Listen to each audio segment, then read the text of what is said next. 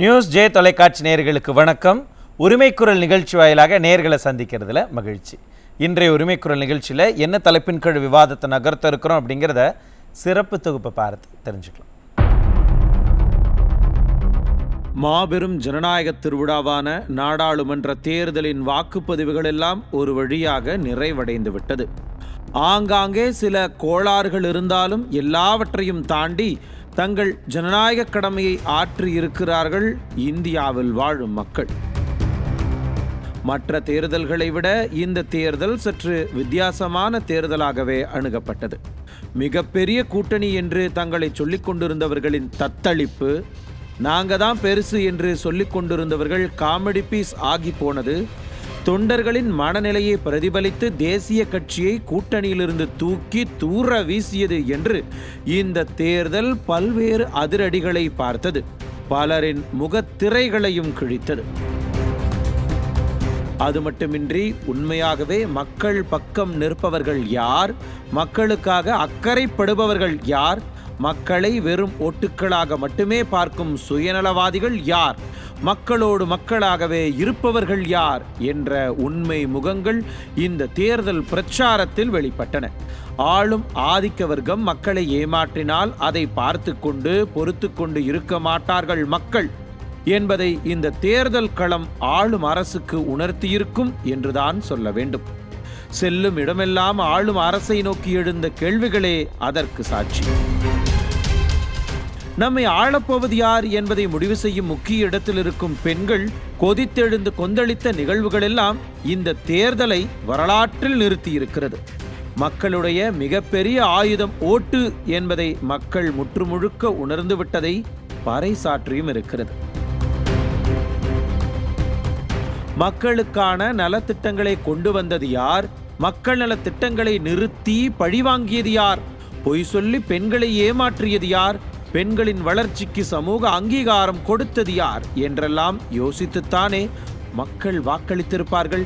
யார் பலம், யார் பலவீனம், சமூக வலைதளங்களில் வரும் லைக்குகள் எல்லாம் ஓட்டுக்களாக மாறியிருக்குமா, வெறும் சோசியல் மீடியா அரசியல்வாதிகள் ஒற்றை சீட்டுக்காக எவ்வளவு கீழே இறங்குவார்கள் என்றெல்லாம் களத்திற்கு உணர்த்தியிருக்கிறது இந்த தேர்தல். பல வித்தியாசமான சூழலை கண்ட களத்தில் ஜூன் 4ஆம் தேதி வாக்கு எண்ணிக்கை நடக்கப் போகிறது. பிரச்சார யுக்திகள் எல்லாம் தமிழக அரசியல் களத்தை எந்தளவுக்கு மாற்றியிருக்கிறது, தமிழக தேர்தல் களத்தில் தரம் தாழ்ந்து நடந்து கொண்டது யார், மக்களிடம் வாங்கி கட்டிக்கொண்டது யார், 2024 தேர்தலில் வெரிகுட் வாங்க போவது யார், வாக்கு எண்ணிக்கைக்கு பிறகு தமிழ்நாட்டில் வரப்போகும் அந்த மாற்றங்கள் என்ன, அரசியல் ரீதியிலான மாற்றங்கள், அரசாங்க ரீதியிலான மாற்றங்கள் என்று தமிழகம் காணப்போகும் மாற்றங்களை ஒவ்வொன்றாக அலசி ஆராய்கிறது இன்றைய நியூஸ் ஜே உரிமைக்குரல் நிகழ்ச்சி. இன்றைய உரிமைக்குரல் நிகழ்ச்சியில் ஜூன் 4ஆம் தேதி நாடாளுமன்ற தேர்தலுடைய வாக்கு எண்ணிக்கை நடைபெற இருக்கிறது. இந்த வாக்கு எண்ணிக்கைக்கு பிறகு தமிழ்நாட்டில் வரப்போகக்கூடிய அந்த மாற்றங்கள் என்னென்ன அப்படிங்கிற கேள்விக்கு தான் விடை தேட இருக்கிறோம்.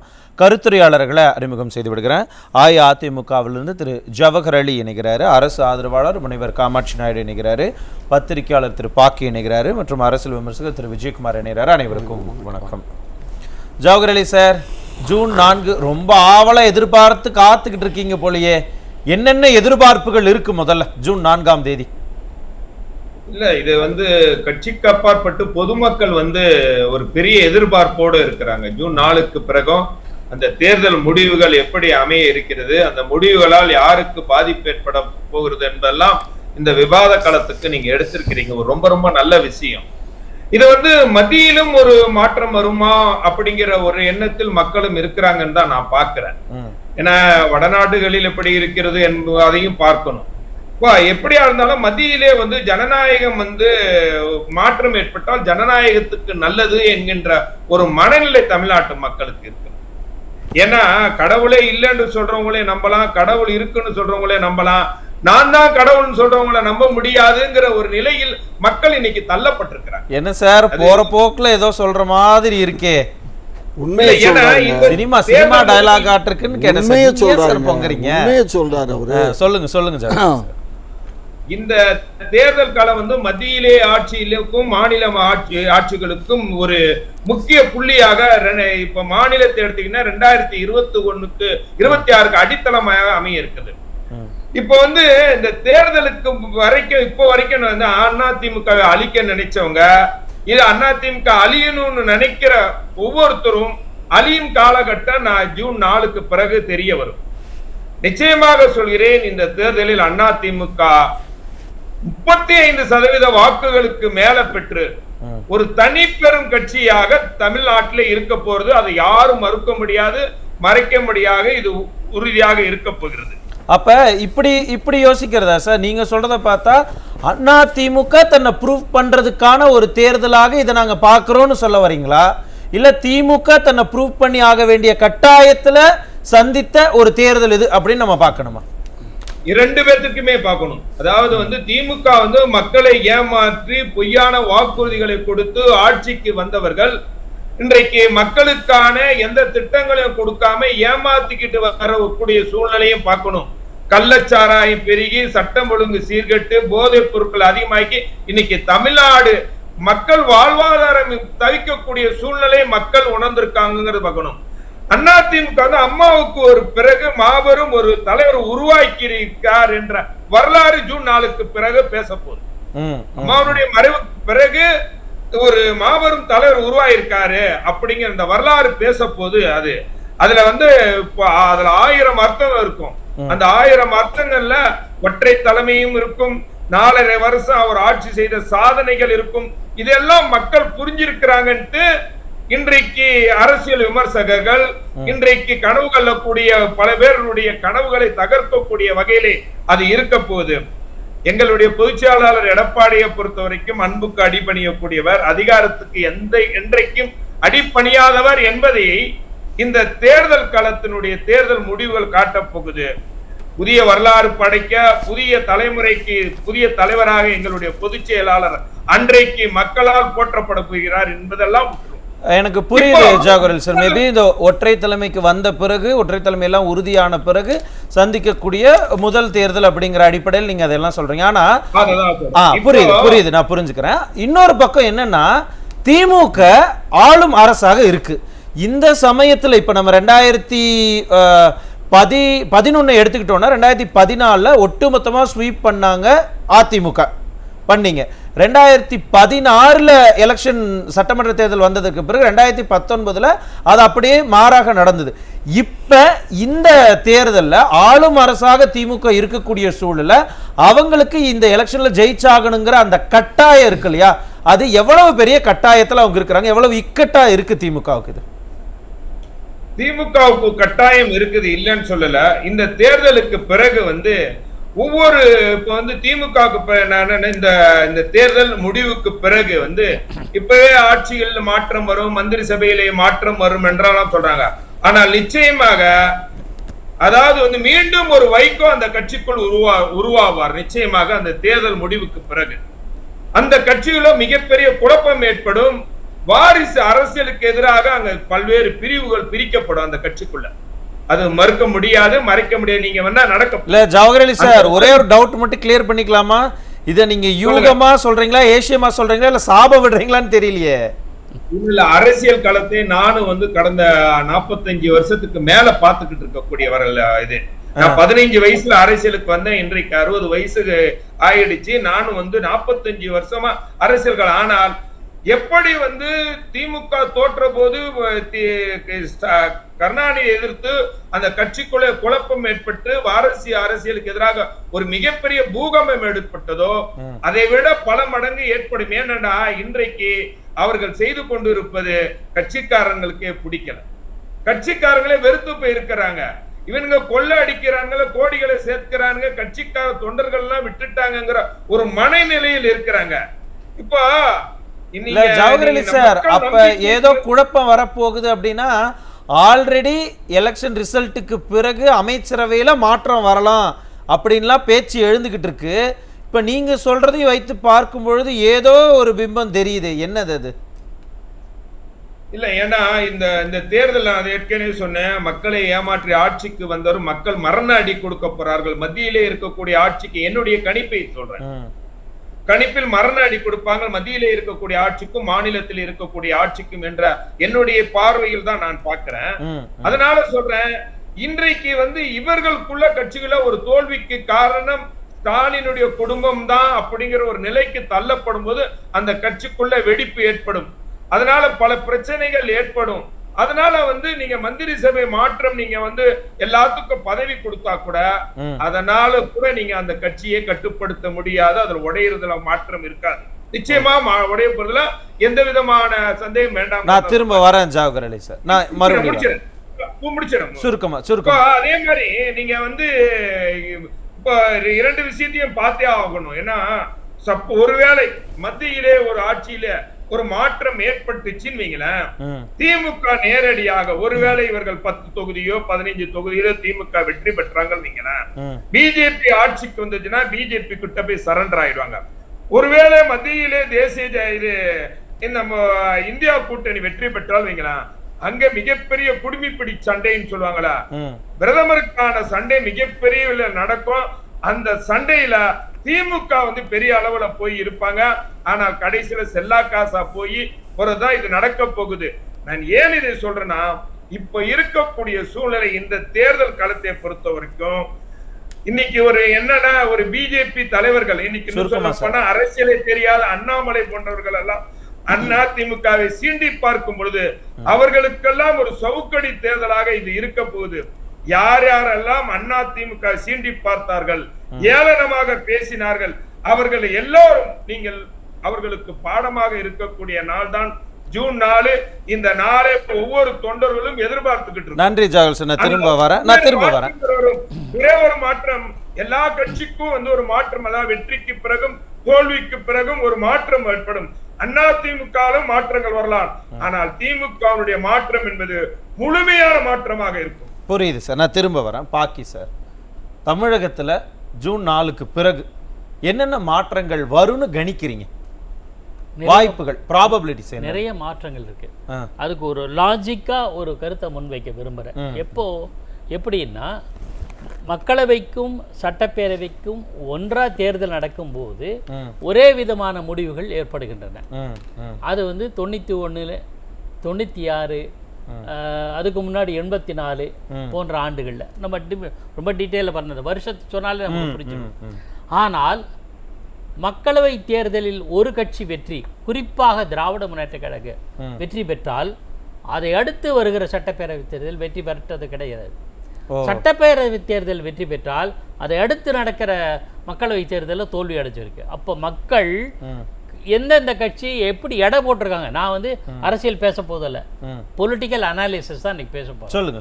ஒன்று, 1977 மக்களவை தேர்தலில் அதிமுக வெற்றி பெற்றது. கூடவே சட்டப்பேரவை தேர்தல் அடுத்து நடந்தது, அதுலேயும் அதிமுக வெற்றி பெற்றது. ஆனால் 1980 திமுக மகத்தான வெற்றி பெற்றது. அப்போ கூட கிண்டல் பண்ணாங்க, 2 சீட்டு தான் அதிமுக கிடைச்சது நாடாளுமன்ற தேர்தலில். சட்டப்பேரவை தேர்தல் உடனே நடந்ததில்லை, மகத்தான வெற்றி அதிமுகவுக்கு. அதுக்கு முன்னாடி கிடைச்ச சீட்டை விட அதிகமாக கிடைச்சது 80 ஆச்சா. 1989 சட்டப்பேரவை தேர்தலில் திமுக வெற்றி பெற்று ஆட்சிக்கு அமைச்சது. 89 மக்களவை தேர்தலில் ஒரு இடம் மட்டும் தான் கம்யூனிஸ்ட், மொத்தெல்லாம் அதிமுகவோடு பயணித்த காங்கிரஸ். இப்படிதான் நடந்தது. 99 மக்களவை தேர்தலில் திமுக பாஜகவோட கூட்டணி வச்சு ஜெயிச்சிச்சு. ஆனால் அது அடுத்து வந்த 2001 தேர்தலில் அதே பாஜகவோட கூட்டு வச்சிருந்த போதும் திமுக வெற்றி வாய்ப்பு இழந்தது, அதிமுக ஆட்சி பிடிச்சு. இது இந்த லாஜிக் என்ன சொல்றேன்னா, மக்கள் அப்பப்போ எடை போடுறாங்க, நீ ஜெயிச்சிட்டியா, நீ என்ன பண்ண, பர்ஃபார்ம் பண்ண, பண்ணி பார்க்குறாங்க. நீ உன்னை மக்களவை அனுப்பிச்ச, என்ன பர்ஃபார்ம் பண்ண, ஒன்றும் பிரயோஜனம் இல்லை, போயிட்டு வா. நீ சட்டசபைக்கு ஒன்று அனுப்பிச்சா பர்ஃபார்மன்ஸ் திருப்தியாக இல்லை, போயிட்டு வா. இது இந்த தேர்தலில் நாளைக்கு மறுநாள் 4ஆம் தேதி வெளியாகிற தேர்தல் முடிவுகளில் எதிரொலிக்கும். ஓகே, இது ஒன்று.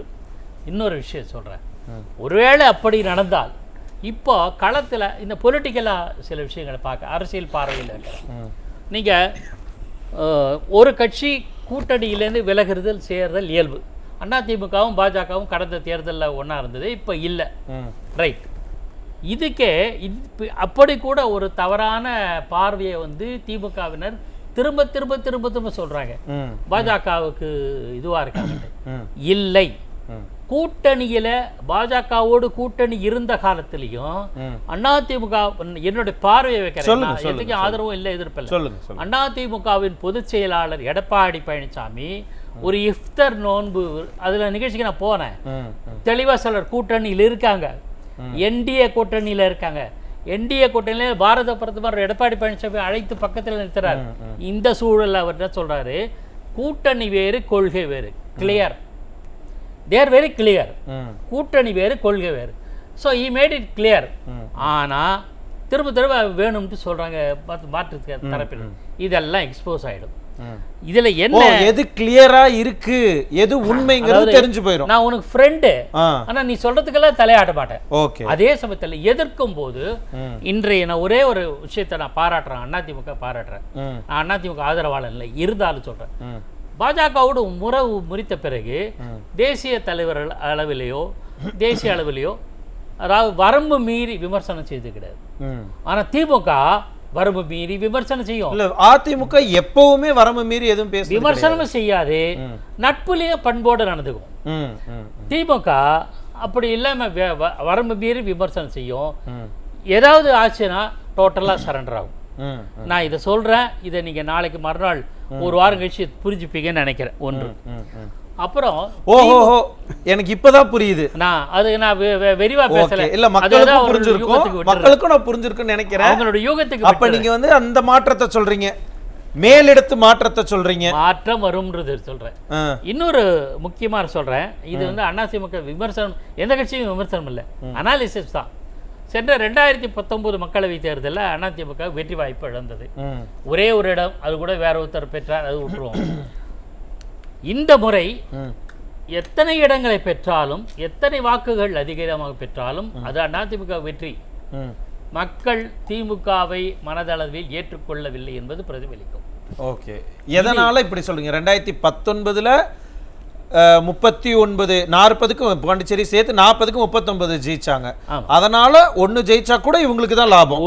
அந்த லாஜிக்கு எது எப்படி இருந்தாலும் வெற்றி தான். நீ 0வோட 1 பெருசு தானே, அந்த மாதிரி நான் இதை லாஜிக்கா சொல்றேன். புரியுது புரியுது புரியுது. நம்ம அடிப்படை விமர்சன பார்வை இல்லை. ஆக அப்போ யார் இறங்க முகம் யார் ஏறுமுகம் புரிஞ்சிடும். ஒன்று. ரெண்டாவது, தமிழ்நாட்டில் இருக்கிற 2019 21 தேர்தலில் திமுக வெற்றி வாய்ப்பு கிடைச்சதுக்கான பல வழிகள்ல நம்ம சொல்லிட்டோம். அதே நான் ஒரு இடத்துல படிச்சதை வச்சு சொல்றேன். 2021 திமுகவுக்கு தேர்தல் வியூகங்களை வகுத்து கொடுத்த நிறுவனங்கள், பேரை சொல்லலாமா வேண்டாமான்னு தெரியல, அதே நிறுவனம் இந்த முறை மக்கள் அந்த திமுக அரசு மீது அதிருப்தியாக இருக்கிறது, ஹைபேக் சொல்லியிருக்காங்க, சொன்ன வாக்குறுதிகளை நிறைவேற்றவில்லை, ஆகையினால அந்த எதிர்பார்ப்பு இருக்காது, எதிர்பார்ப்பை அவங்க வெற்றி பெறுவோம்னு நினைக்கிறாங்களே அது இருக்காதுன்னு சொன்னதே அதை தேர்தல் வியூகம் வகுத்தவர்கள். நீங்கள் அப்புறம் எக்ஸிட் போலு கருத்து கணிப்பு அதெல்லாம் நம்ம இதெல்லாம் ஒதுக்கிடுவோம். 2016 வந்து செல்வி ஜெயலலிதா அம்மையார் இருந்த காலத்தில் மக்களவை தேர்தல் சட்டமன்ற தேர்தல் அனாலிசிஸ்ல எக்ஸிட் போல் எல்லாமே அதிமுகவுக்கு எதிராக தான் வந்துச்சு. ப்ரீ போலும் அப்படிதான் வந்தது. நடக்க மீண்டும் அதிகமான இடங்களை பெற்று அவங்க அந்த ஆட்சிக்கு பெரும்பான்மையோட தான் ஆட்சி. ஸோ அது யூகங்கள். நாம வந்து யூகத்தை பத்தி கூட நான் விரிவா பேசுறேன். எதுவும் மாறக்கூடும் என்பது வேற. அப்புறம் கருத்து கணிப்புகள் அதுவும் மாற்றங்கள் இருக்குங்கிறீங்க. ஓகே. அடுத்த மாற்றம் இன்னொரு அதோட ரொம்ப முக்கியமான விஷயம், தமிழ்நாட்டுக்கு என்று ஒரு தனி கேரக்டர் உண்டு சார். அதை நீங்க மாற்ற முடியாது. நீங்களும் நாளை எந்த கட்சி சேர்ந்தாலும் சேராட்டாலும் ஆதரிச்சாலும் எதிர்த்தாலும் இந்த திராவிடியன் பாலிசி இருக்குல்ல, நான் திராவிடியன் பாலிசின்னா அந்த வரம்பு மீறி சொல்ற புண்படுத்துற மாதிரி அப்படி இல்லை. திராவிட அணுகுமுறை அறிஞர் அண்ணா உருவாக்கிய திராவிட சித்தாந்தம், அதை புரட்சி தலைவர் எம்ஜிஆர் பின்பற்றிய சித்தாந்தம். எந்த விதமான காம்ப்ரமைஸ் ஜெயலலிதா அம்மையார் கூட அவர்களது இந்துத்துவான்னு சொல்றது தவறு. அவங்க முழுக்க முழுக்க திராவிட இயக்க தலைவராக தான் இருந்தாங்க, அதுல மாற்று கருத்தே கிடையாது. நான் ஆணித்தரமா சொல்லுவேன். அந்த சித்தாந்த பொறுத்தவரை மக்களுக்கு ஒரு இந்த சித்தாந்தத்தை முன்னெடுத்து செல்கிற, அது கடைப்பிடிக்கிறாங்கன்றது வேற விஷயம். ஒரு கட்சியை ஆதரிக்கிறாங்க, ஆதரித்து ஆட்சி அமைக்கிறாங்க, ஏதோ இடங்கள் கொடுக்குறாங்க. அந்த கட்சி மீது கடும் அதிருப்தி ஏற்பட்டால் மாற்று தரப்பு யார் பக்கம் போகும்? இன்னொரு திராவிட கட்சிக்கு தான் போகும். இதுதான் கடந்த கால வரலாறு. நான் ஏன் சொல்றேன்னா, நான் வந்து பெருந்தலைவர் காமராஜர் இயக்கத்தில் இருந்தவர், சொல்லிடுறேன். நான் ஸ்தாபன காங்கிரஸ் குறுகிய காலம் தான் இருந்தாலும், பெருந்தலைவர் காமராஜர் 1971 திமுகவை முழுக்க எதிர்த்தவர். தேர்தலில் வெற்றி பெற முடியவில்லை. அந்த திமுக எதிர்ப்பு என்ற அந்த அனல், அந்த தணல் அப்படியே இருக்கு. 72 எம்ஜிஆர் வெளியில் வந்து அதிமுக தொடங்குறார். 77 அந்த தணலுக்கான அந்த நெருப்புக்கான விடை கிடைக்கிறது. திமுக மீதான அதிருப்தி எதிர்ப்பு எல்லாம் அதிமுக பக்கம்தான். அப்ப அரசுக்கு எதிரான மணல், இந்த ஆன்டி இன்கும்பென்சி ஆகட்டும், திமுகவுக்கு எதிரான மணல் எல்லாத்தையும் அதிமுக தான் அறுவடை செய்யுங்கிறீங்க. ஒரு திராவிட இயக்கத்தின் அதிருப்தி இன்னொரு, நான் இதை ஒரு மெசேஜா ஒரு தேசிய கட்சிக்கு நான் சொல்றேன், பாரதிய ஜனதா கட்சி. ஒரு திராவிட கட்சி மீதான அதிருப்தி இன்னொரு திராவிட கட்சிக்கு தான் பலன் கொடுக்கும். அந்த வகையில் இப்ப என்ன நடக்கும் நம்ம யூகிச்சுக்கலாம். நான் ஏன் சொல்ல வரேன்னா, பாஜக இவ்வளவு கிளியரா சொல்லிட்டீங்க, இதுல யூகிக்கிறதுக்கு என்ன இருக்கு? எனக்கு நல்லா புரிஞ்சிருச்சு. நான் வந்து ஒரு அனாலிசிஸ் மாதிரி தான் புரியுது. இதை நான் பாரதிய ஜனதா கட்சிக்கும் சேர்த்தே சொல்லுகிறேன். புரியுது. பாரதிய ஜனதா கட்சி மீது எனக்கு நல்ல மரியாதை உண்டு. ஆனால் இது இந்த மக்களுடைய பார்வை, இந்த மண்ணை பொறுத்தவரை இப்படித்தான். ஒரே ஒரு கேள்வி மட்டும் உங்ககிட்ட, அமைச்சரவை மாற்றத்துக்கும் வாய்ப்பு இருக்கு அப்படிங்கிற பேச்சு எடுபடுது இல்லையா? ஒருவேளை அமைச்சரவை மாற்றப்பட்டால் தமிழ்நாட்டில் இங்க நடந்த தேர்தலில் திமுகவினுடைய தோல்வி, அதற்கு எடுக்கப்பட்ட ஆக்ஷன் அப்படின்னு அதை பார்க்கலாமா வேண்டாம்? நிச்சயமாக. அது ஏற்கனவே அதுக்கான அறிகுறிகள் சொல்லிட்டாங்க. மாவட்ட செயலாளர்கள் மாற்றப்படுவார்கள், கட்சியில திருப்திகரமா வேலை செய்யலன்னா கல்தா கொடுக்கப்படும். இதெல்லாம் பத்திரிகையில வந்தது. இதை யாரும் திமுக மறுக்கல. கட்சி தலைவர் சொன்னதாகவும், விளையாட்டுத்துறை நிறைய வேலைகள் நடந்திருக்கப்ப விளையாட்டு அமைச்சர் சொன்னதாகவும் பத்திரிகையில வந்திருக்கு. மாவட்ட செயலர்கள் மாற்றப்படுவார்கள் எல்லாமே வந்திருக்கிறதுனால அமைச்சரவையில் மாற்றம் நிச்சயமாக எதிர்பார்க்கலாம். வரேன், நான் திரும்ப உங்ககிட்ட வரேன். காமாட்சி நாயுடு சார், உங்க பார்வையில ஜூன் 4க்கு பிறகு தமிழ்நாட்டில் என்னென்ன மாற்றங்கள்லாம் வரும்னு யூகிக்கிறீங்க? பாக்கி சொன்னதில் நான் ஒன்றை வந்து ஆணித்தரமாக ஒத்துக்கிறேன். என்னன்னு கேட்டிங்கன்னா, தமிழ்நாடை பொறுத்த மட்டும் திராவிட கட்சிகள் தான் ஆளுமே தவிர வேறு கட்சிகளுக்கு இங்கே இடம் இல்லை. தேசிய கட்சிகளுக்கு தமிழகத்தில் இடம் இல்லை. ஒன்றும் திமுக இல்லைன்னா அதிமுக, மாறி நம்ம 2 பேர்த்துக்குள்ளே யாராவது ஒருத்தர் ஆளணும், அவ்வளோதான். அப்படி தான் வரும். மக்கள் அப்படி தான் ஓட்டு போடுவாங்க. என்னதான் திராவிட கொள்கையை பற்றியோ திராவிடத்தை பற்றியோ எத்தனை ஜெயலலிதா அம்மாவை வந்து அவங்க வந்து இந்துத்துவவாதின்னு என்னத்தை தூத்துனாலுமே மக்கள் அதை ஏற்றுக்க மாட்டாங்க. மக்கள் வந்து ரொம்ப தெளிவாக இருக்காங்க. திமுகவுக்கு ஓட்டு போடணும் அல்லது அதிமுகவுக்கு ஓட்டு போடணுங்கிறதுல அவங்க தெளிவாக இருக்காங்க. அதே மாதிரி நம்மளுடைய இவர் வந்து முதல்ல பேசும்போது ஜவஹர் அலி பேசும்போது சொன்னாங்க, நான் கடவுள் அப்படிங்கிற ஒரு வார்த்தையை சொன்னாங்க. உண்மையிலேயே அது வந்து ஒரு மிகவும் மிகமைப்படுத்தி மக்களை மடைமாற்றம் செய்வதற்காக இப்படியெல்லாம் வந்து பேசுகிறாங்கங்கிறது ஊர் உலகம்லாம் இன்னைக்கு காரி துப்புது. இன்னைக்கு காலையிலேருந்து இல்லை, அதை நான் புரிஞ்சுக்கிறேன். ஆனால் அவங்க தான் அதை மடை மாத்துறாங்கன்னா, நீங்களும் எவ்வளவு லாவகமாக இந்த இடத்துல அப்படியே தலைப்பை மடை மாற்றிட்டு டெல்லி பக்கம் போயிட்டீங்க.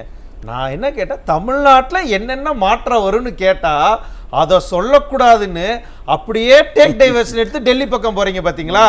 எனக்கு அப்படி இதுதான் உங்களுடைய மாற்றமா? இல்லைங்க, அப்படியெல்லாம் ஒன்றும் இல்லை. அதாவது என்ன மாற்றம் இருக்க போகுது? ஒன்றும் ஒரு புடலங்காயும் இல்லை. 2 ஆண்டு காலம் இன்னும் எங்களுடைய ஆட்சி இருக்கு. இப்போ இதில் வந்து நாங்கள் 40 தொகுதிகளும் நாங்கள் வெற்றி பெற போகிறோங்கிறது உறுதி. கனவு காணலாம் உங்களுக்கு, பரவாயில்ல. 40 தொகுதிகளையும் நாங்கள் ஜெயிக்க போகிறோம். ஜெயிச்ச பின்னாடி 26 வரக்கூடிய சட்டமன்ற தேர்தலில் ஒன்றும் நாங்கள் தான் ஜெயிப்போம் அல்லது அதிமுக ஜெயிக்கும். இதில் ஒன்றும் எங்களுக்கு ஒரு கான்ஃபிடென்ட்டே இல்லையா? அதிமுக எப்ப கேட்டாலும் நாங்கள் அடுத்த முறை ஆட்சிக்கு வருவோம்ங்கிறாங்க. தொடர்ந்து 2 தடவை வந்தும் காமிச்சிட்டாங்க. ஆனா நம்ம இது வரைக்கும் ப்ரூவ் பண்ணல. அட்லீஸ்ட் இந்த முறையாவது நாங்க 2வது முறையும் வருவோம்னு சொல்லக்கூட கான்ஃபிடென்ட் இல்லைன்னா அப்ப இந்த எலெக்ஷன் ரிசல்ட் எப்படி வரப்போகுது அப்படிங்கிறது இப்பவே பிரகாசமா தெரியும். இல்ல மிஸ்டர் ஜவஹர் அவங்க சொன்னாங்க இல்லையா, 35% வாக்குகளை வாங்க நாங்க நிர்ணயிப்போம் அப்படின்னு சொன்னாங்க. 35% வாக்குகள் வந்து அது அம்மா காலத்தோட போயிடுச்சு. இப்போ வந்து திரு எடப்பாடியார் அவருடைய காலத்தில் நீங்க வந்து என்ன கருத்து கணிப்பு எடுத்தீங்களா? இல்ல இல்ல வீடு வீடா போய் யார் நீங்க அதிமுகவுக்கு ஆதரவா திமுகவுக்கு ஆதரவான்னு நீங்க எதுவும் அப்படி இல்லை கேட்டீங்களா? அப்படி சர்வே இல்லைங்க. பண்ணீங்களா? அதெல்லாம் எந்த எங்களுக்கு அடிப்படையில சில சொல்றீங்க? விஷயங்கள் அடிப்படைன்னா அம்மா காலத்தில் சாதாரண ஒரு தொண்டன் கூட அமைச்சராக வர முடியும், எம்எல்ஏ எம்பியாக வர முடியும். ஆனால் திரு எடப்பாடியார் காலத்தில் வர முடியாது. அப்படி ஒரு சூழ்நிலை உருவாகி போச்சு. ஓஹோ, சரிங்க. 2017 இருந்து 2021 வரைக்கும் தமிழ்நாட்டுல இருந்தீங்களா இல்ல டூருக்கு செவ்வாய் கிரகம் எதுவும் போயிருந்தீங்களா? நான் செவ்வாய் கிரகத்துக்கு போயிட்டு இல்ல, ரிட்டர்ன் அப்ப இங்க என்ன நடந்ததுன்னே தெரியாமல இருக்கீங்க. ஏங்க, நானே நானே ஒரு விவசாயி தான், நானே கீழே தாங்க கிளை செயலாளர் இருந்து வந்தேன்னு ஏங்க. அவரே தன்னை சொல்லிக்கிட்டு இருக்கிறாரு. சொன்னா ஆனா அவருடைய ஆட்சியில சாதாரணப்பட்டவங்க வர முடியலன்னு அது யாரு? திமுகவுக்கு ஆதரவு கொடுக்கிற நீங்க சொல்லலாமா? சார், உங்க கட்சியில எத்தனை பேத்துக்கு சாதாரணப்பட்ட ஒரு கிளை செயலாளருக்கு நீங்க அமைச்சர் கொடுத்திருக்கீங்க? ஒருத்தர் கை காமிங்க. நீங்க எங்க கட்சியில வெற்றி வாய்ப்பு யாருக்கு இருக்குமோ அவங்களுக்கு தான் நாங்க சீட்டு தருவோம். அதுல ஒன்றும் மாற்று கருத்து இல்லை. ஓப்பனா நான் ஒத்துக்கிறேன். புரியுதுங்களா? ஏன் சார், ரெட்டலையில யாரு நின்னாலும் சரி எங்களுக்கு வெற்றிதான்னு களத்துல இறங்குற அவங்க எங்க வெற்றி வாய்ப்பு யாருக்கு இருக்குன்னு தேடி அவங்கள கொண்டு வந்து கட்சிக்குள்ள சேர்த்து அவங்களுக்கு சீட்டு கொடுக்குற நம்ம எங்க? ரெட்டலையில நின்றா கண்டிப்பா வெற்றிங்கிறது புரட்சி தலைவர் எம்ஜிஆர், புரட்சி தலைவி ஜெயலலிதா அம்மாவோட முடிஞ்சு போச்சு. இப்ப இருக்கக்கூடிய திரு எடப்பாடியார் காலத்துல அது வந்து இப்ப இந்த நீங்க வரக்கூடியது இன்னும் 4ஆம் தேதிங்கிறது ரொம்ப நாள் இல்லை, இன்னொரு 4-5 நாள் தான் இருக்கு. வேணும்னா பாருங்க, 35% வாக்குகள் அவர் பெறுவாருங்கிறத நான் வந்து மறுக்கிறேன். அது எப்படி சார்? ஆரம்பத்துல இருந்தே நானும் எண்ணிட்டே தான், அந்த 3வது முறையா அவங்களோட முடிஞ்சு போச்சு இவருக்கு ஒண்ணு இல்லைன்னு சொல்லிட்டே இருக்கீங்களே. 4 வருஷமா ஆட்சி நடத்தி முடிச்சிட்டாரு. கட்சியில ஒற்றை தலைமையை நிரூபணம் பண்ணிட்டாரு. வரேன் ஜவஹர்லால் சார், ஒரே நிமிஷம். ஆனாலும் கூட அவரு சரியில்லை சொல்லிட்டே இருக்கீங்களே. இதுல இருந்தே இதுல இருந்தே தெரியுது அவரை பார்த்து பயப்படுற மாதிரி. எங்க அவரு பக்கம் எல்லாரும் போயிருவாங்களோ, எங்க அவரு பக்கம் மக்கள் எல்லாம் இருக்கிறது வெளியில தெரிஞ்சிருமோ அப்படிங்கிறத பார்த்து ரொம்ப பதட்டத்தில் இருக்கீங்களே. பதஷ்டங்கிறது எங்களுக்கு எப்பயும் இல்லைங்க. நாங்க இவரை பார்க்கும்போது மட்டும் இருக்கா? அதனால சட்டமன்றத்தில் மைக் ஆஃப் பண்றோம். இங்க பாருங்க, சட்டமன்றத்தில் மைக் ஆஃப் பண்றோம், மைக்கை போடுறோங்கிறது இந்த விவாதத்துக்கு தேவையில்லாத ஒண்ணும். சரியா? இங்க வேற என்ன சார் தேவை? இங்க பாருங்க, எடப்பாடியாரை பொறுத்த மட்டிலும் நல்ல மனிதர், வல்லவர். அதுல நான் ஒன்னும் குறை சொல்லல. பாத்தீங்களா ஜவஹர்லால் சார், நீங்க என்ன எதுக்கு அவர் வந்து சொல்லணும்னு வந்தீங்களோ அவரே ஒத்துக்கிட்டார் சார். அண்ணனுக்கு தெரியும் நிறைய இந்த சாதாரண தொண்டனை வந்து பெரிய பதவிக்கு கொண்டு வந்து சென்று அழகு பார்க்கறது அம்மாவனுடைய பாலிசி. அதே பாலிசி தான் இன்றைக்கு பாத்தீங்கன்னா 39 தொகுதிகள்ல, நீங்க 39ல அதிமுக போட்டியிட்ட அத்தனை தொகுதிகளிலும் பெரும்பாலானவர்கள், அதாவது சாதாரண அடிமட்ட தொண்டர்கள் தான் எம்பி வேட்பாளராக இருந்திருக்கிறாங்க. இந்த தேர்தலில் பாத்தீங்கன்னு தெரியும். ஆனா திமுக அப்படி இல்ல. ஏற்கனவே வாரிசுகளாகவும் ஏற்கனவே கொட்ட போட்ட அதே பழைய முகங்கள் அவர்கள் தான் வந்து இன்னைக்கு தேர்தல் களத்தை பாக்குறாங்க. ஆனா அம்மா என்ன பாணியை பின்பற்றினார்களோ அதே பாணியில தான் இந்த வேட்பாளர்களையும் அதிமுக பொதுச் செயலாளர் எங்களுடைய அண்ணன் எடப்பாடியார் தேர்ந்தெடுத்தார். வரேன் ஜவஹர்லால் சார், நான் மறுபடியும் முதல் கேள்விக்கு தான் வரேன். என்னென்ன மாற்றங்களை எதிர்பார்க்க போறீங்கன்னு கேட்டா, அதிமுகவுக்குள்ள இவ்வளவு வாக்கு அவ்வளவு வாக்குன்னு நீங்க மறுபடியும் அதை சொல்லிட்டு இருக்கும் போதே ஒரு விதமான அச்சமாவது நீங்க வேற சும்மா இருங்க. அதாவது மாற்றம் உண்டு. என்ன மாற்றம் உண்டு? நடுவண் அரசு நாசமா போயிடும். இப்ப இருக்கக்கூடிய நடுவண் அரசு மீண்டும் இந்தியா கூட்டணி வெற்றி பெறும். கடுமையான வார்த்தை ஏங்க, நான் தான் கடவுள்னு சொன்னதை காட்டிலும் இது ஒண்ணும் மோசமான வார்த்தை இல்லை. அவர் தான் கடவுள் ஆச்சு. இன்னொருத்தங்களோட நம்மள கம்பேரே பண்ணிக்க வேணாம் விடுங்க. இப்ப நான் அந்த மாதிரி வார்த்தைகளை பயன்படுத்தாதீங்க. இந்தியா கூட்டணி ஆட்சி அமைக்கும். இந்தியா கூட்டணி ஆட்சி அமைத்தா எங்களுக்கு தமிழகத்துக்கு நம்ம மக்களுக்கு வர வேண்டிய நம்மளுக்கு தேவையான பணம் கண்டிப்பா அங்க இருந்து வரும். அப்பவும் பாருங்களேன், பணம் வருதுன்னு சொல்றீங்களா ஒழிய நமக்கு நல்லா இருக்கும், ஆட்சி நல்லா நடக்கும்னு சொல்ல மாட்டேங்கிறீங்களே. பணம் வந்தாலே ஆட்சி நல்லா பணம் வரும்னு தான் இருக்கு. இங்க பாருங்க, சொல்லுங்க ஜவஹர்லால் சார். அதிமுக என்ன மாற்றம் வரும், வேற மத்தியில் என்ன மாற்றம் வரும்னு கேட்கல. தமிழகத்துல என்ன மாற்றம் வரும்னு சொல்லி கேள்வி. திமுக என்ன மாற்றம் வரும்னு கேட்கிறாரு. அத சொல்லுங்க. அதைத்தான் சொல்றேன். நடுவண் அரசு அதுதான் சொல்லிட்டாரு, பணம் நிறைய வரும் அப்படிங்கிறாரு சார். நடுவண் அரசு மாற்றி அமைக்கும் போது கண்டிப்பாக 29 பைசாங்கிறது 40 பைசாவாகும் சார். 29 பைசாங்கிறது 40 பைசாவாகும் சார். ரெண்டாவது, இங்கு செய்ய வேண்டிய ஒன்றிய அரசு செய்ய வேண்டிய எல்லா செயல்பாடுகளும் முறைப்படி செய்யப்படும் சார். இந்த செயல்பாடுகள் வந்தாலே நாங்கள் ப்ராமிஸ் பண்ணி இன்னும் நிலுவையில் இருக்கக்கூடிய பல திட்டங்கள் செயல்படுத்தப்படும். ஏன் சார் பிரதமர் யாருன்னு தேர்ந்தெடுக்கிற இந்தியா கூட்டணியுடைய கூட்டத்துக்கெல்லாம் நம்ம போகாம இருந்தோம்? இங்கே பாருங்கள், ஏற்கனவே மம்தாஜியும் நம்ம கெஜ்ரிவாலும் ப்ரப்போஸ் பண்ணிட்டாங்க ஒருத்தரை, அது தெரியும்ல உங்களுக்கு. ஸோ அவங்கள ப்ரப்போஸ் பண்ணியாச்சு.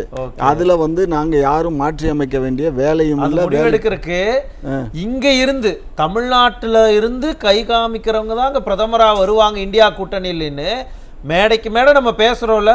ஏன் கை காமிக்கிறதுக்கு அங்கே நம்ம போகலைங்கிறதான் கேள்வி. இல்லைங்க, அதுக்கு தான் இன்னும் டிஆர் பாலு போகிறாங்கல்ல. டிஆர் பாலு போகிறாங்க, தலைவருக்கு. அவரும் மு க ஸ்டாலின் ஒன்னா சார்? நீங்கள் மு க ஸ்டாலின் அவர் ஒன்னான்னு சொல்லாதீங்க. அவர் கட்சியினுடைய பொருளாளர்.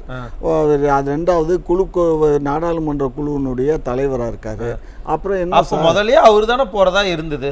ஆமா, மு க ஸ்டாலின் தானே போறதா இருந்தது. கடைசி நேரத்தில் பிளான் கேன்சல்னா இருங்க. எனக்கு இப்போ ஒரு சந்தேகம் வருது. ஒருவேளை ஜூன் 4க்கு பிறகு முடிவுகள்லாம் வேற மாதிரி போக, வேற எங்கிருந்து ஏதோ ஒரு அழைப்புகள் வர, ஏதாவது அப்ப நமக்கு சிக்கல் ஆயிருமோ அப்படின்னு இப்ப இந்த இந்தியா கூட்டணிக்கு நம்ம கூட்டத்துல போக வேண்டாம்னு முடிவு பண்ணிட்டாரா சார்? 100க்கு 100 இல்ல, 100க்கு 100 நான் இப்பயே இந்த ஊடகத்திலேயே நான் சேலஞ்சு பண்றேன். எக்காரணத்தை முன்னிட்டும் திராவிட முன்னேற்ற கழகம் பாரதிய ஜனதா கட்சியோட வருங்காலங்களில் கூட்டு வைக்காது. இல்ல நீங்க மறைமுகமா அதான் கேக்குறீங்க. ஆட்சியில உங்களுக்கு அது புரியுது இல்ல? ஆட்சியில அங்கமும் வைக்க மாட்டோம், ஆட்சிக்கு நாங்க பங்கெடுக்கவும் மாட்டோம். 1999 சார், அது அன்றைக்கு இருந்த யாருடன் இருந்தார்கள்? அன்றைக்கு வாஜ்பாய் அவர்கள் எங்களிடம் மினிமம் காமன் ப்ரோக்ராமுக்கு ஒத்துக்கிட்டு கையெழுத்து போட்ட காரணத்தினால அன்றைக்கு தவிர்க்க முடியாம நாங்க அவருக்கு ஆதரவு கொடுத்தோம். அது இல்லைன்னு சொல்லல. தவிர்க்க முடியாம கொடுத்துட்டு தான் அவ்வளவு மினிஸ்ட்ரி வாங்குனீங்களா? அது ஏன், அதனால என்ன இருக்கு? அதனால ஒண்ணு கிடையாது. என்ன அப்படிங்கிற இந்த பதில் தான் ஜூன் 4க்கு பிறகு திமுக கிட்ட இருந்து அதனால என்னன்னு வரப்போகுதா? அதுதான் திமுகவுடைய மனநிலை மாற்றம் வரப்போகுதாங்கிறத கேள்வி. நாங்க எப்ப அன்றைக்கு ஆதரவு கொடுத்ததுனால பாரதிய ஜனதா கட்சியை தமிழ்நாட்டில் வளர விட்டுட்டோங்கிற ஒரு ஃபீலிங்லயே நாங்க இருந்துகிட்டு இருக்கோம். அப்படி இருக்கும்போது அதை நசுக்கணுங்கிறத எங்களுக்கு நினைக்கிறேன். யாரு வளர்த்தி விட்டோம்? அன்னைக்கு கொஞ்சம் தான் வளர்த்தி விட்டோம். இன்னைக்கு நிறைய வளர்த்தி விடுறதுக்காக நாங்க கை கொடுக்கிறோம். கொஞ்சமா நாங்க வளர்த்து விட்டா நிறைய அதிமுக வளர்த்து விட்டுச்சு. என்ன பண்றது? என்ன மினிமம் காமன் ப்ரோகிராம் நீங்க போட்டீங்க வாஜ்பாயோட? ஏங்க தெரியாத உங்களுக்கு? என்னமோ அதிசயமா கேக்குறீங்க, அதிசயமா கேக்குறீங்க. இடிக்கப்பட்ட போதும் நீங்க குஜராத்ல கலவரம் ஏற்பட்ட போதெல்லாம் வேடிக்கை பார்க்கிறது காமன் மினிமம் ப்ரோகிராமா? காமன் ப்ரோகிராம் ஏன் சார்? இதுங்க அப்ப சொன்னதுல காமன் மினிமம் ப்ரோகிராம்ல பாருங்க, இலங்கை தமிழர்கள் கொல்லப்பட்ட போது 1.5 லட்சம் தமிழர்கள் கொல்லப்பட்டதை வேடிக்கை பார்த்ததுன்னா காமன் மினிமம் ப்ரோகிராமா? என்ன இப்போ காமன் மினிமம்? உங்க சுயநலத்துக்காக ஆட்சியில் இருந்தீங்க, ஆட்சியை காப்பதற்காக. அது இப்ப மக்களை மடமாற்றீங்க. நாங்க காமன் மினிமம் ப்ரோகிராம்ல தான் அவங்க இங்க பாருங்க ஜவஹர், இங்க பாருங்க, அவங்க எப்ப காமன் ப்ரோகிராம மீறினாங்களோ நாங்க ராஜினாமா பண்ணிட்டோம். அந்த ஆட்சியில நாங்க வந்தோம். 2014 காங்கிரஸோட நம்ம கூட்டணியை முறிச்சோம். என்ன சொன்னோம்? கூடா நட்பு கேடாய் முடிஞ்சதுன்னு சொன்னோம். எதுக்காக கூட்டணியை முறிச்சிங்க? இலங்கையில போர் நிறுத்தம் அப்படிங்கறத வலியுறுத்தி தானே நம்ம பண்ணணும். அதற்கு பிறகு நம்ம சேர்ந்துக்கிட்டோம்ல. அரசியல்ல நிரந்தர எதிரியும் கிடையாது, நிரந்தர நண்பர்களும் கிடையாது. அப்போ ஒண்ணு சொல்ல அது வேறங்க. காங்கிரஸ்ங்கிறது இந்த தேசத்துக்கு விடுதலை வாங்கி கொடுத்த ஒரு கட்சி.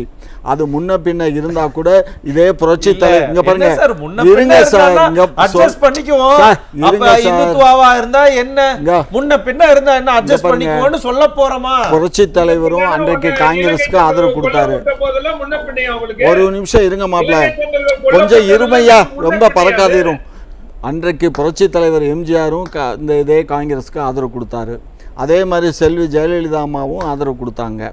ஆகையினால இது வந்து காங்கிரஸ்ங்கிறது ஒரு காமனான ஒரு கட்சிங்கிறது தான் எல்லாருடைய அப்படி நினைப்பு. பார்த்தா திமுக வந்து பாஜக கூட இருந்தீங்க, நாளைக்கு ஏன் இருக்க மாட்டீங்களா அப்படிங்கிற கேள்வியை நான் சொல்றேன், அதை கேட்காதீங்கன்னு பதறீங்களே. ரொம்ப நாள் இல்ல சார், இப்ப பாருங்க இன்னும் மிஞ்சி ஆட்சி முடியற வரைக்கும் ஆட்சி முடிகிற வண்டி இல்லை இருக்கிறதே நாங்கள் ஆதரவு கொடுக்க மாட்டோம். அதுக்கு என்ன நான் என்ன செய்யணும்? என் கழுத்தை வெட்டி வேணா உங்க டேபிளில் வைக்கணுமா? கொடுக்க மாட்டோம்னு சொன்னா நம்புங்க சார். வரேன் ஜாகரல் சார். இன்னொரு சந்தேகத்தை எழுப்பினார் ஜாகரல் சார். ஆனா அதுக்குள்ள மட்டும் போயிடக்கூடாதுன்னு இங்கே நீங்க விளையாடுறீங்க பாருங்க. திமுகவுக்குள்ள ஏதோ மாற்றம் வரப்போகுது அப்படின்னாரு. திமுகவுக்குள்ள அவர் சொல்றதுக்கு நான் பதில் சொன்னா அது அசிங்கமா இருக்குங்க. வைகோ வந்து அன்றைக்கு வெளியில போனாருன்னா அவர் வந்து வைகோ போனாரு, இன்னைக்கு அதே வைகோ எங்க சரண்டர் ஆனாரு? கொஞ்சம் புரிஞ்சுக்கோங்க. நான் ஒரு தனி மனிதனை தாக்க கூடாதுங்கிறதுக்காக அதுக்கு நான் பதில் சொல்லலை இல்லையா? பாருங்க, யோசிச்சு பாருங்க. இன்னைக்கு அவர் பிள்ளைக்கு ஒரு எம்பி சீட்டுக்காக எப்படி வந்து மண்டி போட்டாருன்னு எங்களுக்கு தான் தெரியும். அதே இது இன்றைக்கு அந்த தொகுதி வெற்றி பெறுமாங்கிற சந்தேகத்திலே ஆஸ்பத்திரி கிடக்காரு. நீங்களே இப்படி எல்லாம் இல்லங்க, அவர் ஜவஹர் என்ன சொன்னாரு? அவரு தான் அன்றைக்கு கட்சியை உடைச்சு போனார் தான். பல மாவட்ட செயலாளர்கள்லாம் அழைச்சிக்கிட்டு தான் போனாரு. போன மாவட்ட செயலாளர்லாம் போனவங்க எல்லாம் திரும்ப வந்தாங்க. புரியுதுங்களா? ஆகையினால திமுகங்கிறது ஒரு கட்சி. புரட்சி தலைவர் எம்ஜிஆர் தான் உடைச்சிட்டு போனாரு. அதுக்கப்புறம் திமுக இப்ப வரைக்கும் பார்த்து பயந்துட்டு தானே இருக்கிறோம் சார். இங்க பாருங்க, பயம் இல்லைங்க சார். இங்க பாருங்க, எல்லாருமே வந்து புரட்சி தலைவர் ஆக முடியாது. ஆகையினால எங்க கட்சியை வந்து உடைச்சிட்டு போனாக்க அவன் ஓடாதான் போவானே தவிர செல்லா காசு தான் விடுற மாதிரி சார். செல்லா காசு சார். திராவிட முன்னேற்ற கழகத்தை விட்டு ஒருத்தன் வெளியில போனான்னா, இப்ப சமீபத்துல போன ஒரு தேர்தல்ல, சட்டமன்ற தேர்தல் நேரத்துல ஒரு துணை பொதுச் செயலாளராக ஒரு நண்பர் இருந்தாரு என்னவரு. அவர் என்ன ஆனாரு? இங்க இருந்து பாரதிய ஜனதா கட்சிக்கு போனாரு. இப்ப அவர் அட்ரஸ் என்ன சொல்லுங்க சார்? அது அவங்களுடைய இண்டிவிஜுவல் இல்லங்க, அதுதாங்க பாரதிய பாருங்க சொல்லுங்க. இல்ல அவரே இன்னொரு கிடைத்த தகவல், ஒரே ஒரு தகவல் சுருக்கமா கிடைத்த ஒரு தகவல். அதாவது வந்து இப்ப ஸ்டாலின் போவாததுக்கு காரணம், அவரே போய் தன்னுடைய மகனுக்கோ பேரனுக்கோ துணை பிரதமர் பதவி கேட்கறத விட ஒருத்தர் அனுப்பி விட்டு கேட்டு முதல்ல போட்டு வைக்கலாங்கிறதுக்காண்டி அவர் போகல. அவர் குடும்பத்துக்கு அவருடைய மகன் உதயநிதிய துணை பிரதமர் ஆக்கணுங்கிற ஒரு நிலைப்பாட்டுல ஜெயிச்சுட்டா. அப்படி ஒரு நிலைப்பாட்டுல அவங்க கொண்டு போறாங்கிறத நான் கேட்ட கேள்வி. அதனாலதான் இவர் போல. மிஸ்டர் ஜவஹர், உங்களுடைய முன்மொழிஞ்சதுக்கு ரொம்ப சந்தோஷம். ஆனா ஒரு விஷயம் புரிஞ்சுக்கோங்க, எங்களுடைய திராவிட மாடல் அரசு, திராவிட முன்னேற்ற கழகம் எக்காரணத்தை முன்னிட்டும் துணை பிரதமருங்கிற பதவிக்கு போக மாட்டோம். அமைச்சர் பிரதமர் பதவிக்கு போக மாட்டோம், புரிஞ்சுக்கோங்க. விஜயகுமார், இப்ப என்னன்னா பொதுமக்கள் ஓட்டு போட்டவங்க இருப்பாங்க இல்லையா, அவங்க ஜூன் 4க்கு பிறகு என்னென்னலாம் மாற்றம் வரும்னு எதிர்பார்த்து காத்துக்கிட்டு இருக்காங்க. அநீதி எங்கெல்லாம் ஏற்படுகிறதோ அங்கெல்லாம் நீதி வெல்ல வேண்டும் என்பதற்காக நீதியின் பால் குரல் கொடுக்கின்ற ஜே நியூஸ் நிர்வாகத்திற்கும் நேயர்களுக்கும் நெறியாளர்களுக்கும் பங்கேற்பாளர்களுக்கும் அன்பு வணக்கம். அதாவது ஜூன் 4ஆம் தேதிக்கு பிறகு தமிழகத்தில் என்ன மாற்றங்கள் ஏற்படும் அப்படின்றது தான் இன்றைய தலைப்பு. அதுதான் உரிமை குரலில் இன்றைக்கி விடை தேடுறோம். அதிர்ச்சி தோல்விகள் இருக்கும். ஜூன் 4ஆம் தேதி பெரிய தலைகள் வீழ்ந்தது, புதுமுகம் வெற்றி பெற்றது, அதிமுக அபார வெற்றி பெற்றது என்கின்ற செய்தி வரும் ஜூன் 4ஆம் தேதி. இதுதான் நிதர்சனமான உண்மை. அதாவது எதுவும் உட்காந்துக்கின்னு யூடியூப்பில் உட்காந்துக்கின்னு இதில் வந்ததுக்கு வாய்க்கு வந்தது பிறகெல்லாம் திமுக இத்தனை இடங்கள் ஜெயிச்சிரும் அப்படின்னு சொல்லிட்டு கருத்து கணிப்புன்ற போல, அதாவது கூலிக்கு மாரடிக்கின்ற சில தொலைக்காட்சிகள் கூலிக்கு மாரடிக்குமார் தப்பு. சரி, நீங்க கூலிக்கு விலை போனவர்களா, விலை போனவர்கள் சொல்லலாமா? பேசுங்க. சரி, விலை போனவர்கள் சொல்றாங்க. இது பிரச்சாரம் மேடை இல்ல சார், நீங்க ஜெனியூனா பேசுங்க. இல்ல சார், அந்த டிவி எல்லாம் பாத்தீங்கன்னா இங்க பாருங்க, திமுக விஜயகுமார் ஒரு சக ஊடகத்தை அப்படி பேசுறத யாரும் அனுமதிக்க முடியாது. சரி, ஜெனியூனா நீங்க பேசுங்க. ஒண்ணு கட்சி மேடை கிடையாது. சரிங்க சார், நான் சொல்றேன். அதாவது இந்த இதெல்லாம் இன்னைக்கு அந்த தொலைக்காட்சிகள் எல்லாம் வெட்கி தலைகுனிவார்கள். ஜூன் மாதம் 4ஆம் தேதி அதிமுக மகத்தான வெற்றியை பெற்றதுன்னு அண்ணன் பேசும்போது சொல்றார், எம்ஜிஆர் காலத்தில் இருந்தது, அம்மா காலத்தில் இருந்தது, எடப்பாடியார் காலத்தில் இல்லைன்னு. எடப்பாடியார் ஆகஸ்ட் 20, 2023 மதுரை மாநாட்டில் 20 லட்சம் தொண்டர்கள் கூடியது இவர் அண்ணனுடைய கண்ணுக்கு அது தெரியலையா? அதன் பிறகு இப்போ வந்துட்டு அம்மா மாதிரியே புதுமுகங்களை தேர்தல் காலத்தில் நிற்க வச்சு வெற்றி பெற வைக்க போறாரு. அதை இவர் பார்க்கத்தானே போறாரு. இன்னும் 2 நாள் தானே இருக்கு. ஜூன் மாதம் 4ஆம் தேதி அவர் பார்க்கட்டும். அதாவது எட்டிவிடும் தூரத்தில் வானம், தொட்டுவிடும் தூரத்தில் வெற்றி அதிமுகவுக்கு காத்திருக்கிறது. அதிமுகவுக்கு கரிஷ்மா லீடரா ஐயா எடப்பாடியார், புரட்சி தமிழர் ஐயா எடப்பாடியார் உருவானது இவங்க கண்ணுக்கு தெரியல. அண்ணன் பேசும்போது அழகா ஒன்று சொன்னார். அம்மா புரட்சி தலைவர் அம்மா இந்துத்துவா என்கின்ற ஒரு கட்டத்துக்குள்ளுக்கு அவங்கள அடைச்சிட முடியாது. அவங்க திராவிடத்தினுடைய தலைவி, ஒட்டுமொத்த தமிழகத்துக்குடைய தலைவியாக இருந்து வாழ்ந்து மறைஞ்சவங்க. அவங்க ஜாதி மதம் பார்க்காதவர்கள், அனைத்து சமுதாய மக்களால் போற்றப்பட்டவர்கள். எங்கள் அம்மாவை ஒரு அரைவேக்காடு இன்றைக்கு அரசியல்ல வந்தவர் இல்லங்க. அரைவேக்காடுன்றது நாங்க பார்லிமெண்ட் வேர்டு இல்லையா? இல்ல நான் பார்லிமெண்ட் வரேன். நேத்தே கூட பேசியிருக்கிறாருங்க. இவர் யாருங்க நமக்கு ஜோதிடம் சொல்றாரு? அதிமுக என்கின்ற ஆலமரம் போல என்ற விருட்சமான கட்சி, தெய்வங்களாக இருந்து காத்து வருகிற புரட்சி தலைவர் இதே தெய்வம் அம்மாவும் காத்து வருகின்ற இந்த கட்சியை அணையா விளக்குன்னு ஒருத்தர் சொல்றாருன்னா அவரை பத்தி விமர்சனம் பண்ணாம எப்படிங்க இருக்க முடியும்? அவருடைய அரசியல் வாழ்வு என்ன? எங்களுடைய ஐயா எடப்பாடியாருடைய அரசியல் வாழ்வு என்ன? நீங்க தலைப்புக்குள்ள வாங்க. அதுதாங்க தமிழகத்துல என்ன மாற்றம் ஏற்படும் போதுன்றல இதே மாதிரி அறவேக்காடா பேசுறவர் அரசியல் வாழ்வில் இருந்து தொலைஞ்சு போவார், அரசியல் இருந்து காணாமல் போவார். இவர் சொல்றாரு அடுத்தது மானமே மண்டியிடாது, வீரமே விழுந்து விடாதே என்று வீரமாக பேசுகின்ற ஒரு கூட்டணி கட்சிக்கு கூட மரியாதை தந்த இயக்கம் அனைத்து இந்திய அண்ணா திராவிட முன்னேற்ற கழக இயக்கம். அந்த இயக்கத்தில் ஆனா இதே திமுக சேர்ந்தவர் இன்னைக்கு அந்த கூட்டணி கட்சியில மதிமுகவை மண்டிட்டுட்டார் என்று சொல்லிட்டு அவங்களை கேவலப்படுத்துறார், அசிங்கப்படுத்துறார். இதுதான் திமுக. ஆனா அதிமுக கூட்டணி கட்சிகளுக்கு என்றும் மரியாதையும் அவங்களுக்கு உண்டான கௌரவத்தையும் தரும். ஜூன் 4ஆம் தேதி அனைத்து இந்திய அண்ணா திராவிட முன்னேற்ற கழகம் அதன் கூட்டணி கட்சிகளும் மகத்தான வெற்றியை பெறும். திமுக மிகப்பெரிய தோல்வியை சந்திக்கும். இதுதான். இன்னொரு என்னன்னா, இப்ப திமுகவுக்குள்ள பல்வேறு சிக்கல்கள் இருக்கு அப்படின்னு ஜவஹர் அலி சார் சொன்னாரு. அதே சமயத்துல அமைச்சரவை மாற்றத்துக்கும் வாய்ப்பு இருக்கு அப்படின்லாம் சொன்னாங்க இல்லையா? இங்க அரசாங்க ரீதியாக என்ன மாதிரியான மாற்றங்களை மக்கள் எதிர்பார்க்கறாங்க? இல்ல நிச்சயமா மாற்றமா. அதாவது தேர்தல் முடிவுக்கு பிறகு கூட்டணி கட்சிகள் எல்லாம் தோத்துட்டாங்கன்னா அந்த தேர்தல் திமுக கூட்டணியில இருக்கவங்க தோத்துட்டாங்கன்னா அந்த திமுக கூட்டணியில தொடர்ந்து போக மாட்டாங்க. திமுக கூட்டணி கட்சிகளை நடத்துகிற விதமே வேற. அவங்க பெரிய போக்கில் நடத்துகிறாங்க. அதே மாதிரி பார்த்தீங்கன்னா அதனுடைய மாவட்ட செயலாளர்கள் அவங்களுடைய வாரிசுகள் தானே தேர்தலில் நிற்கிறாங்க. அந்த வாரிசுகள் தோற்று போனால் அந்த மாவட்ட செயலாளர் மீது நடவடிக்கை எடுப்பாங்க. அப்படி நடவடிக்கை எடுக்கும் போது திமுகவில் உட்கட்சி பூசல் ஏற்படுறது வழக்கமாக ஏற்படும். அது உண்மைதான். அதில் எந்த வித மாற்று கருத்தும் சந்தேகமும் இல்லை. கூட்டணிக்குள்ள மாற்றங்கள் இருக்குன்னு சொல்ல நிச்சயமா கூட்டணியை உடைபடுங்க. திமுக கூட்டணி நீடிக்காதுங்க. அது இப்ப உடனே தேர்தல் ரிசல்ட் வந்த உடனே அது நடக்கும். ஆமா, உடனே கொஞ்சம் காலம் எடுக்குமா?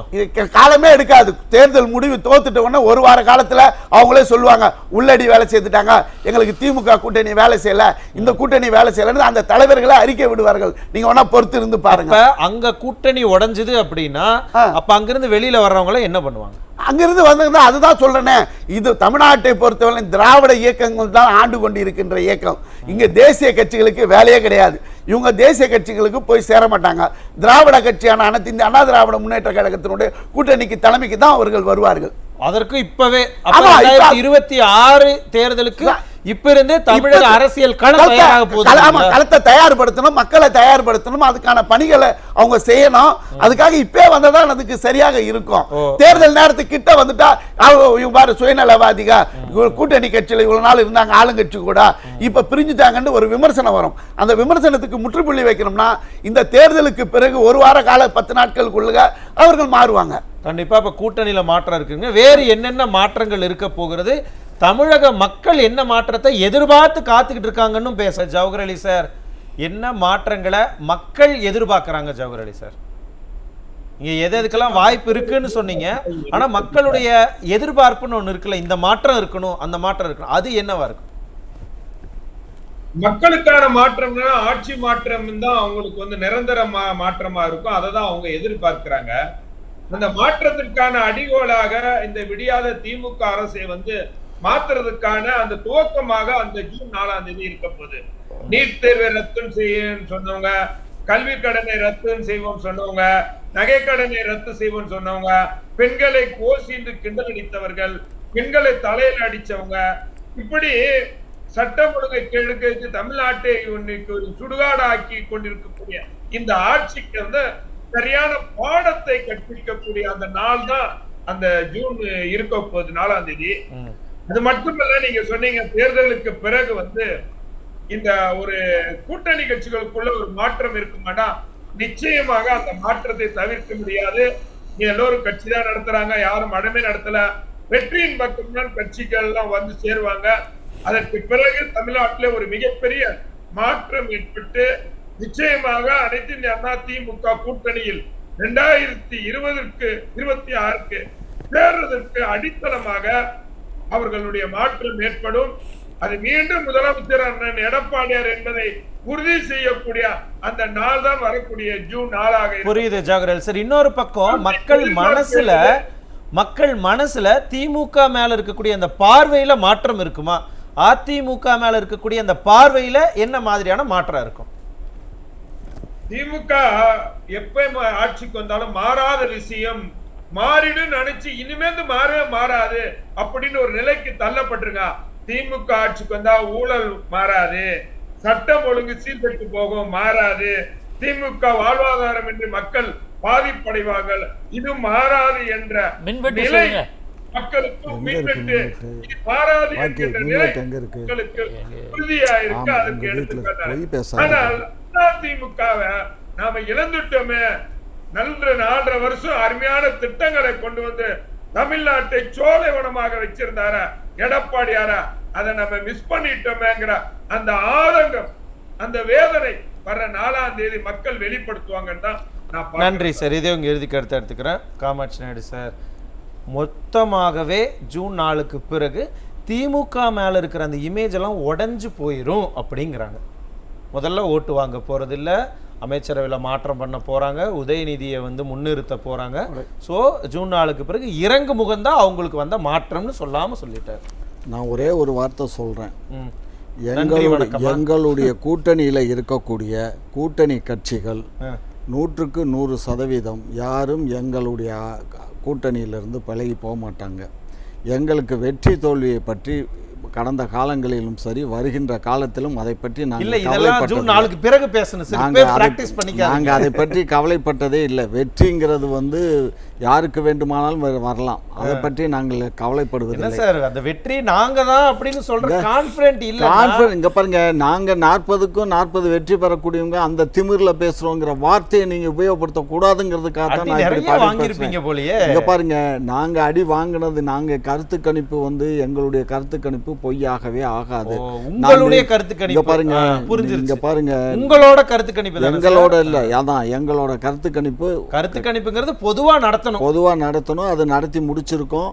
அது மக்கள் வாக்களிச்சிருக்காங்க. 4ஆம் தேதி எண்ணப்படும். 4ஆம் தேதி அன்றைக்கே அநேகமாக மாலை 6 மணி 7 மணிக்குள்ள எல்லா மேக்சிமம் ரிசல்ட் வந்துடும். தமிழ்நாடு ரிசல்ட்டும் வந்துடும். தமிழ்நாட்டில் நாங்கள் வெற்றி கூட்டணியாக நாங்கள் பிரகாசிப்போம். திமுக மட்டுமல்ல, எங்களுடைய கூட்டணி வெற்றி கூட்டணி. இந்த கூட்டணி வெற்றி பெறும். ஆகையினால அது இதை பற்றியெல்லாம் எங்களுக்கு வந்து அது இல்லை. 2வது, அமைச்சரவையில் மாற்றம் இருக்குங்கிறது அது முதலமைச்சருடைய தனிப்பட்ட விருப்பு வெறுப்புக்கு ஏற்பட்டது. அவர் யார் நல்ல முறையில் பணி செய்கிறாங்களோ அவங்கள அமைச்சர். எலெக்ஷனுக்கு முன்னாடி பண்ணல, எலெக்ஷனுக்கு பிறகு நீங்க பண்றதுக்கு பிளான் வச்சிருக்கீங்க. அந்த இடத்துல தான் நான் பிளான் வச்சிருக்காருன்னு நான் சொல்லலை. அது அவருடைய தனிப்பட்டது. அவர் முதலமைச்சர் யார் நல்லா பணி செய்கிறாங்களோ அவங்கள வச்சுக்க போகிறாங்க. சரியாக பணி செய்யாதவங்கள நீக்கிட்டு புதிய நபர்களை சரியாக பணி செய்யாமல் இருந்தாக்க அவர் புதுசாக சேர்க்க போகிறாரு. ஆகையினால இது வந்து அவருடைய போர்ட்ஃபோலியோவில் வந்து தலையிட்டு பேசுறதுக்கு எனக்கு, நீங்கள் எதிர்கட்சிகள் பேசிடலாம், ஆனால் ஆளுங்கட்சியில் இருந்துட்டு அந்த மாதிரிலாம் அதிகாரம் இருக்கலாம். நான் வந்து அது பயமா இருந்தா அப்புறம் நாங்களே எங்க போய் பேசுறது? தூக்கி பிடிச்சாலும் காமாட்சி நாயுடுக்கு எந்த வாரிய பொறுப்பு கூட கொடுக்க மாட்டேங்கிறாரு சார். இங்க பாருங்க, நான் கேட்டா கிடைக்கும், நான் கேட்கறது இல்ல, புரிஞ்சுக்கோங்க. என்னை பொறுத்த மட்டும் உங்களுக்கு தெரியும், உங்களுக்கு கிடைக்கும். சாதாரண ஆளு கேட்கறது இல்ல. இந்த துண்டை விட்டுட்டு போனா கிடைக்கும், இந்த துண்டை விட மாட்டேன். வர காமாட்சி நாயுடு சார், இப்ப என்னன்னா எலெக்ஷனுக்கு பிறகு அலையன்ஸ்ல மாற்றம் இருக்குன்னு அவர் சொன்னாரு. இருக்காதுங்கிறேன்னா 100% இருக்காது. ஏன் அடுத்த கேள்வி கேட்டுருன்னு சொல்லுங்க, கேளுங்க சார். அவர் தமிழக அளவுல சொன்னாரு. ஆமா. ஆனா தமிழக அளவுல மாற்றம் இருக்காதுன்னு நீங்க சொல்றீங்க. ஆமா. அப்ப நேஷனல் லெவல்ல ஏதாவது மாற்றம் இருக்குமா? 100க்கு 100 இல்ல. நாங்க தான் அந்த கூட்டணிக்கு போக மாட்டோம்னு சொல்லிட்டோம், அப்புறம் திரும்ப போவீங்களான்னு சொன்னா அப்ப இது பைத்தியக்காரத்தனமான கேள்வி அல்ல என் மேல வைக்கிறீங்க. நம்ம நடந்துக்கிற செயல் நீங்க ஒரு வார்த்தை பயன்படுத்துறீங்களா? என்ன அந்த வார்த்தை பயன்படுத்த கூடாதுன்னு நான் நினைக்கிறேன். பாருங்க, தயவு செய்து அந்த மாதிரி இல்ல யார் எங்க எப்படி பாருங்க நடந்துக்கறாங்க சார், அவங்களுக்கு இங்க தான் பாருங்க, நான் இப்ப அதை விட்டுடு முடிஞ்சு போச்சு. நாங்க அவங்களோட கூட்டணி போக மாட்டோம்.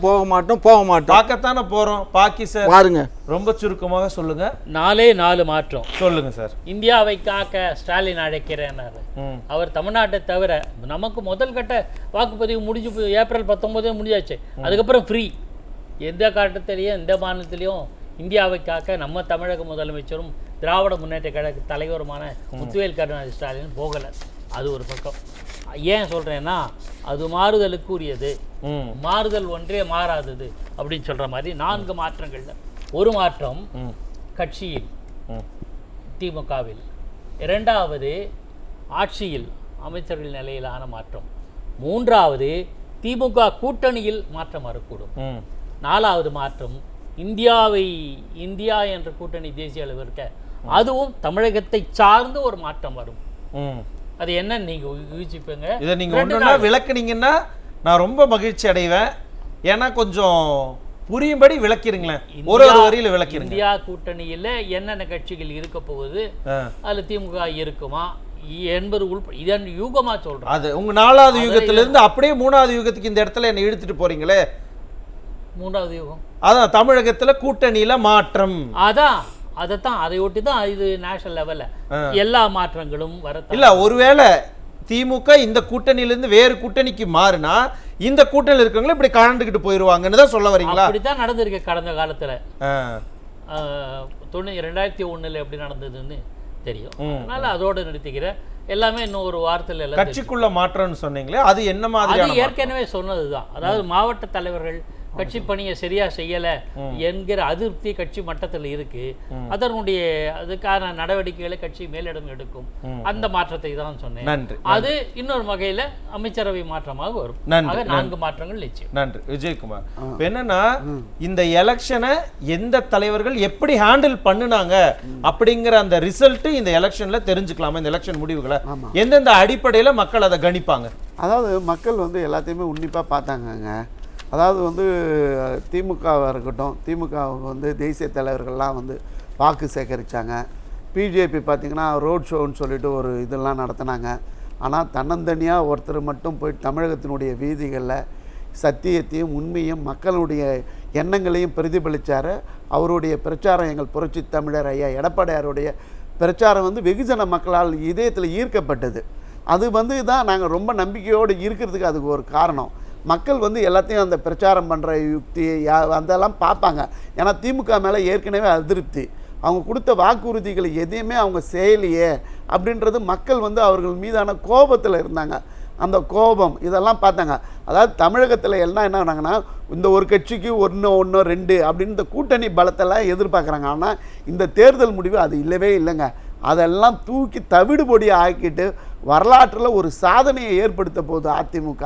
அதுக்கு என்ன காரணம்னா இந்த தொண்டர்கள் 2,06,00,000 தொண்டர்களும் வெற்றி பெறணும் என்ற முனைப்பு காட்டி வேலை செய்தாங்க.